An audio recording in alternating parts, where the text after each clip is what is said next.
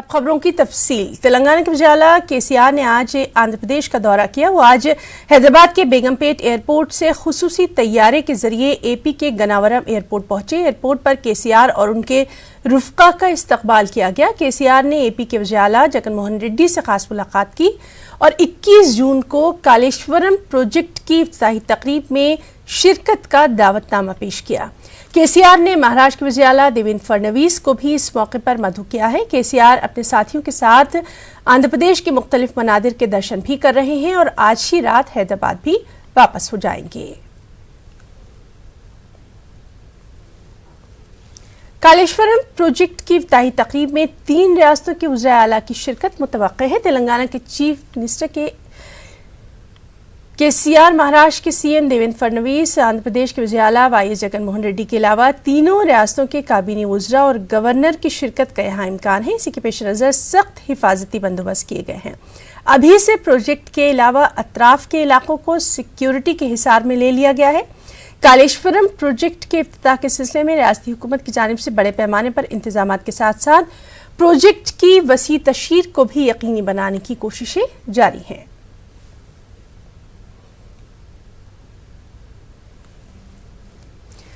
मरकजी मुमलिकती वज़ीर दाखिला किशन रेड्डी ने लोकसभा में तेलुगु जबान में हलफ लिया। किशन रेड्डी, इनका ताल्लुक हैदराबाद से है। हल्का लोकसभा सिकंदराबाद से हालिया मुनक्किदा आम इंतखाबात में कामयाब हुए। उन्होंने आज ऐवान में तेलुगु जबान में ओहदे और राजदारी का हलफ लिया।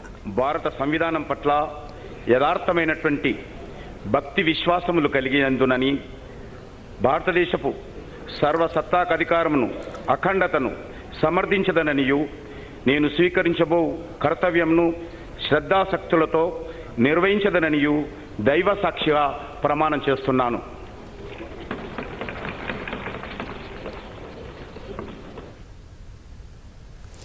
सतवीं लोकसभा का आज से आगाज हो गया है। नौमुंतखब अरकान को रुकनियत का हलफ दिलाया गया। आज हैदराबाद रुकन पार्लिमान असदुद्दीन अवैसी भी मौजूद रहे। साथ ही औरंगाबाद से नौमुंतखब रुकन पार्लिमान इम्तियाज जलील भी असद अवैसी के साथ रहे। असद अवैसी ने 1 नेशन 1 इलेक्शन और दीगर मौज़ूआत पर मीडिया से बातचीत की। उन्होंने क्या कुछ कहा, आइए सुनते हैं।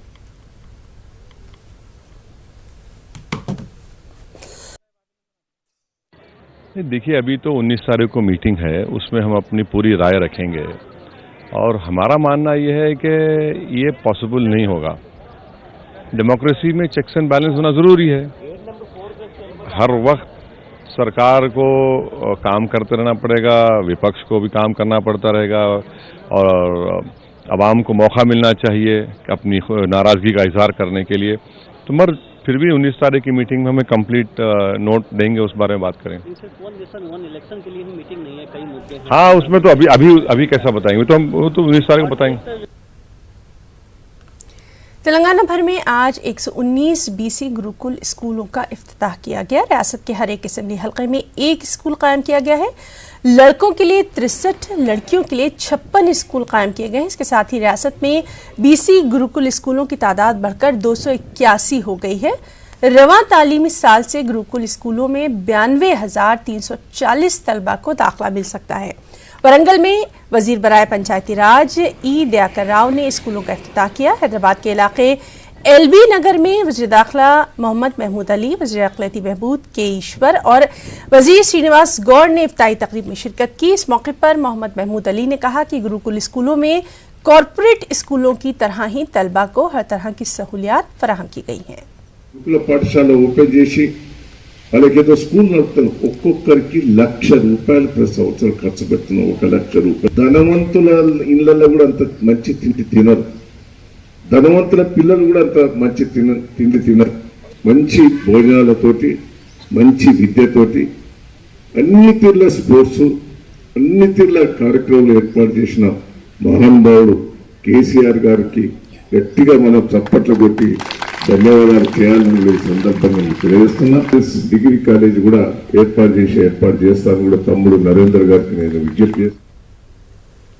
जनूबी हिंद की तारीखी उस्मानिया यूनिवर्सिटी का 80वां जलसा तक़सीम इस्नात अमल में आया। दोनों तेलुगु रियासतों के गवर्नर ESL नरसिम्हन ने इस मौके पर मेहमान खुसूसी की हैसियत से शिरकत की। इस मौके पर यूनिवर्सिटी से फारिग 2,896 तलबा में स्नात तकसीम की गई।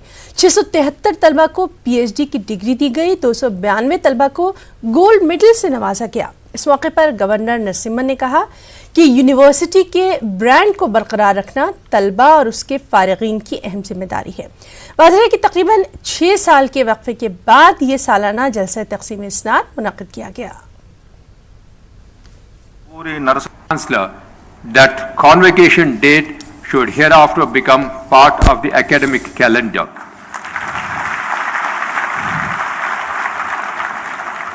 Something happens to education, thereafter your career prospects are getting affected. So please maintain discipline, please maintain decorum, and please work hard. And this university is one of the most prestigious universities in the country today. Today, if you go and say you are a student of Osmania University, there is a brand name attached to Osmania University. There is a branding that has been given to the Osmania University today. Please remember that. And when you leave the portals of this university today, you have a duty to protect and preserve this brand. Please remember that. Do not do anything in your life which will undermine this university's name. That is the biggest disservice that you will be doing in your life if you undermine the name of this university. This is a great university. It has a wonderful faculty. You have a great vice chancellor. You have great facilities in this university. So please preserve the name of the university, and wherever you go, remember your teachers, remember your university, remember your family. Telangana कानून साज assembly और council के अरकान के रिहायशी complex का वज़ीर आला KCR ने इफ्तिताह किया। शहर के इलाके हैदरगुड़ा में 4 एकड़ अराजी पर 5 ब्लॉक्स की तामीर की गई है। हर एक ब्लॉक 12 फ्लोर पर मुश्तमिल है। जुमला 120 फ्लैट्स की तामीर के लिए 166 करोड़ रुपए खर्च किए गए हैं।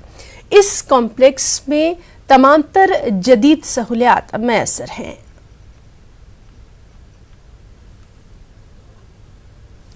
मानसून की आमद के पेश नज़र हैदराबाद में बल्दिया और दीगर महकमा-ए-जात की तैयारियों में तेजी आ गई है। शहर के नेकलेस रोड पर इस खुसूस में 8 महकमा-ए-जात बशमूल ग्रेटर हैदराबाद म्यूनिसिपल कॉरपोरेशन यानी GHMC, Hyderabad metropolitan water supply and sewage board, Hyderabad metro rail limited, traffic, electricity, fire services और दीगर महकमा-ए-जात की टीमों ने मानसून की तैयारियों का मुजाहरा किया। इन महकमा-ए-जात के अहदेदारों से खिताब के दौरान कमिश्नर GHMC दाना किशोर ने कहा कि 498 इमरजेंसी टीमों का क़याम मुख्तलिफ महकमा-ए-जात की जानिब से कर दिया गया है ताकि मानसून से मुताल्लिक़ मसाइल से आसानी से निपटा जा सके और फौरी राहत इक़दाम भी किए जा सके। साथ ही उन्होंने राहत और बचाव के कामों के लिए तमाम महकमा-ए-जात में तालमेल की बेहतर ज़रूरत पर भी जोर दिया। 90 టీమ్స్ ఉన్నాయని వర్షం వస్తే ఎవరికి ఫోన్ చేయాలి, ఏదైనా డిజాస్టర్ జరిగితే గోడ కూలితే ఎవరికి ఫోన్ చేయాలి, చెట్టు కూలితే ఎవరికి ఫోన్ చేయాలి, స్తంభం పడితే ఎవరికి ఫోన్ చేయాలంటే ఎవరికి కూడా సిటిజన్స్ కు మరి వాళ్ళకి సంబంధం ఉండదు. వాళ్ళందరికీ కూడా మరి అలా హెల్ప్ లైన్ ఉండడానికి మరి డిజాస్టర్ సంబంధించినవి మరి ఏ డిపార్ట్మెంట్ కా డిపార్ట్మెంట్ ఉంటాయి, వీటన్నిటి కూడా ఒక లైన్ కిందికి తీసుకురావాలని.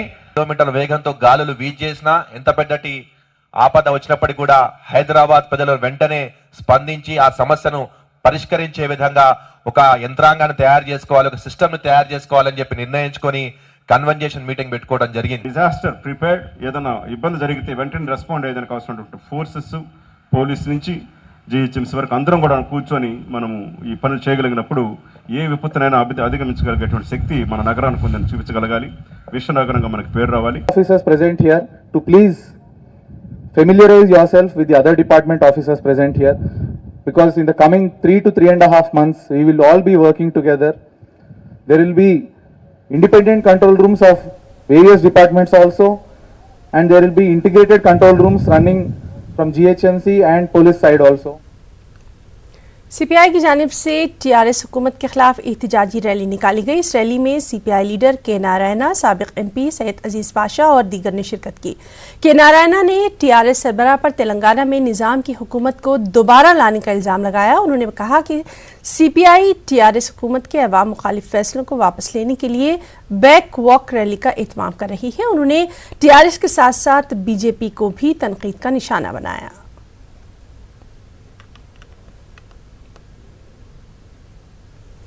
कर्नाटक जिला बीदर के मारूफ तालीमी इदारे शाहीन ग्रुप ऑफ इंस्टीट्यूशन ने हैदराबाद के इलाके मलकपेट में अपनी ब्रांच का आगाज किया है। इस मौके पर शाहीन ग्रुप के बानी अब्दुल कदीर ने कहा कि अक़लियतों के अपने मेडिकल कॉलेजेस के क़याम से ज़्यादा गवर्नमेंट मेडिकल कॉलेजेस में फ्री दाखिलों की ज़रूरत है।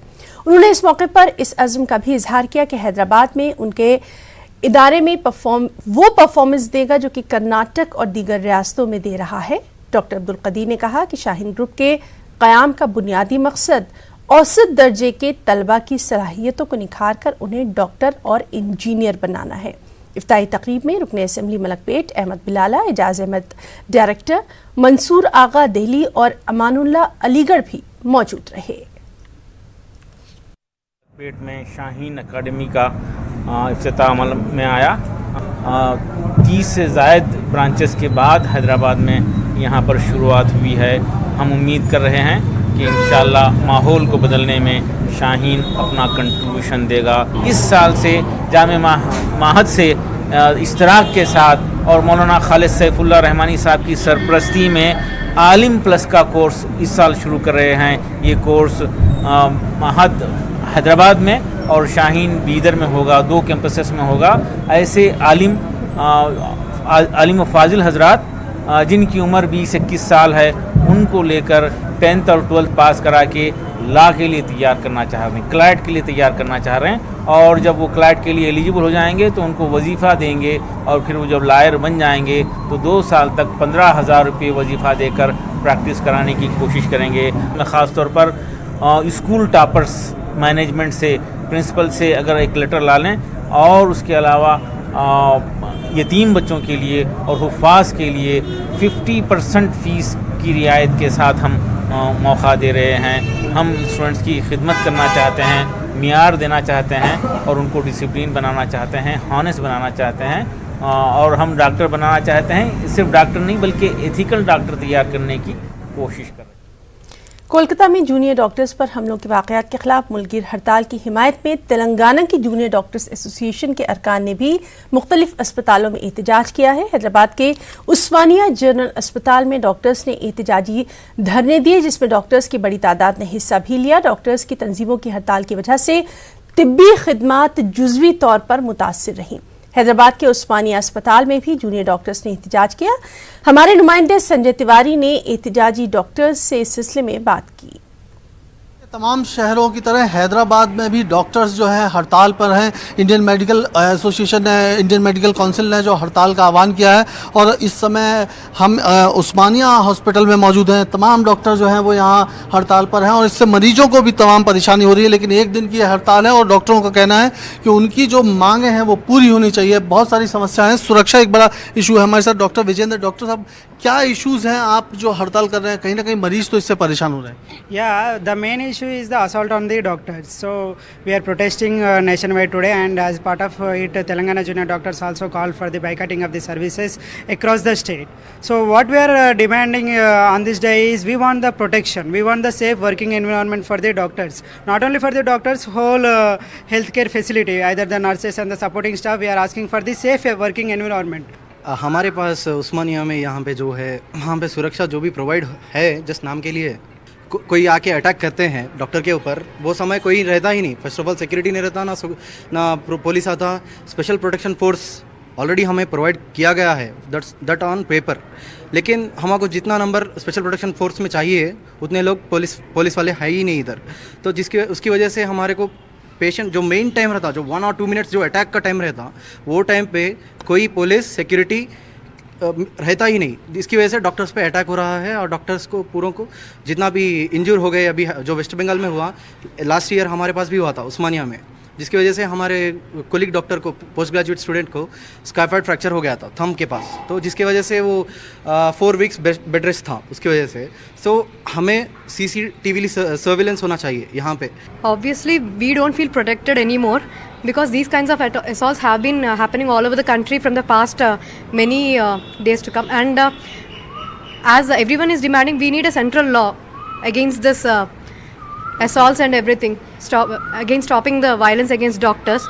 आज आपके हड़ताल की वजह से बहुत सारे मरीज जो है वो उनको परेशानी हो रही है। See, emergency duties are open, we are treating emergency people. It's not like we want patients to suffer. ये समस्या है डॉक्टर्स की, उनका कहना है कि वो रोज इस मुश्किल के हालात से गुजर रहे हैं और किसी भी समय कोई भी पेशेंट के साथ अगर कुछ हादसा होता है किसी वजह से तो उसका शिकार डॉक्टर को बनाया जाता है और सुरक्षा एक मेन कंसर्न है। और इसी वजह से डॉक्टर्स हैदराबाद के जो जूनियर डॉक्टर्स हैं वो पूरी तरह से देश में जो ये कोलकाता में जो घटना हुई उसके खिलाफ खड़े हुए हैं और उनका कहना है कि सुरक्षा को गवर्नमेंट को प्राइमरीली एड्रेस करना होगा। कैमरामैन मुत्तम के साथ Sanjay Tiwari, news 18 Hyderabad. Hyderabad Saifabad police station के हुदूद में एक शख्स की लाश ग्राउंड में दरख्त से लटकी हुई पाई गई। टैंगबंड NTR मार्ग के करीब HMDA ग्राउंड के एक पेड़ पर किसी नामालूम शख्स की ये लाश पाई गई है। सैफाबाद पुलिस ने मामला दर्ज करके तफ्तीश शुरू कर दी है। और हेडलाइंस के बाद अब खबरों की तफसील। लोकसभा में पहले दिन अरकान की हलफबरदारी हुई। वज़ीर-ए-आज़म मरकजी वज़रा के बाद अरकान ने लोकसभा के रुकन की हैसियत से हलफ लिया। YSRCP के अरकान पार्लियामेंट ने तेलुगु और इंग्लिश में हलफ लिया। आंध्र प्रदेश से पहली मरतबा पार्लियामेंट की रुकन बनी चिंता अनुराधा ने हिंदी में लोकसभा में हलफ लिया। YSR कांग्रेस के टिकट पर मुंतखब अनुराधा ने ऐवान में उस वक्त तमाम लोगों को हैरत में डाल दिया जब उन्होंने ओहदेदारों से ये ख्वाहिश जाहिर की कि उनको तेलुगु जबान में हलफबरदारी वाली शीट फराहम की जाए। इत्तेफाक से उनको हिंदी तर्जुमा दे दिया गया जो कि मर्द अरकान के लिए था।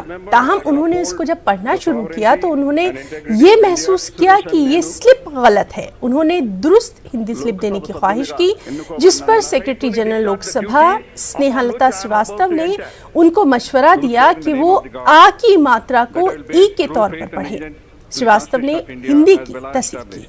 అవినాష్ రెడ్డి అను నేను గొడ్డేటి మాధవని నేను లోక్సభ సభ్యురాలిగా ఎన్నుకోబడినందున प्रतिज्ञा చేస్తున్నాను। लोकसभा में तेलुगु देशम के 3 अरकान ने हलफ लिया। राम मोहन नायडू, केरानी और गल्ला जयदेव ने रुकने पार्लियामेंट की हैसियत से हलफ लिया। वाज़ेह है कि गुज़िश्ता लोकसभा में TDP के अरकान पार्लियामेंट की अच्छी तादाद थी जो कि अब घटकर 3 रह गई है। रखूंगा मैं भारत की प्रभुता और अखंडता अक्षुण्ण रखूंगा। I, Kesh Nani, having been elected YSRCP के अरकान पार्लियामेंट ने लोकसभा इजलास में शिरकत की। उन्होंने अवामी मसाइल को हल करने के लिए हुकूमत पर दबाव बनाने का अज़्म जाहिर किया। इस मौके पर विजयसाई रेड्डी ने कहा कि नए अरकान पार्लियामेंट के लिए 22 जून को तरबियती प्रोग्राम भी मुनक्किद किया जाएगा।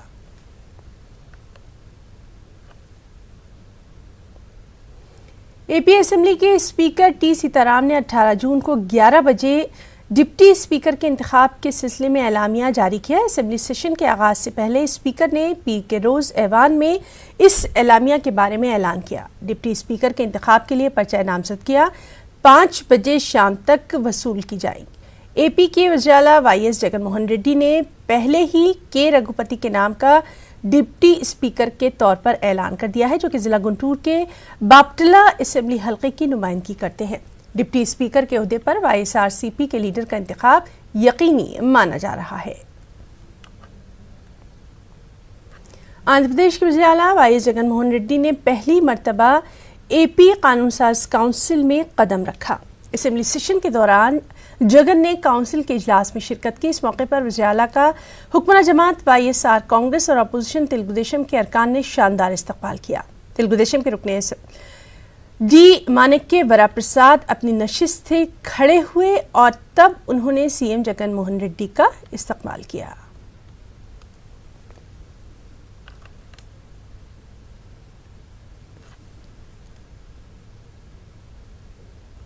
और वहीं आंध्र प्रदेश के नायब वज़ीर-ए-आला और वज़ीर अक़लियती बहबूद अमजद बादशाह ने आज सेक्रेटरीट के तीसरे ब्लॉक में अपनी जिम्मेदारी संभाली। उन्होंने जिला YSR कड़पा में मस्जिद और चर्च के लिए 3 करोड़ 36 लाख रुपए जारी करने की फाइल पर पहले दस्तखत किए। उन्होंने शफाफ हुक्मरानी फराहम करने का अज़्म जाहिर किया। वाज़ेह है कि AP के वज़ीर-ए-आला जगनमोहन रेड्डी ने रियासत के तमाम तबकों से इंसाफ करने के लिए 5 डिप्टी CM तकर्रुर किए हैं।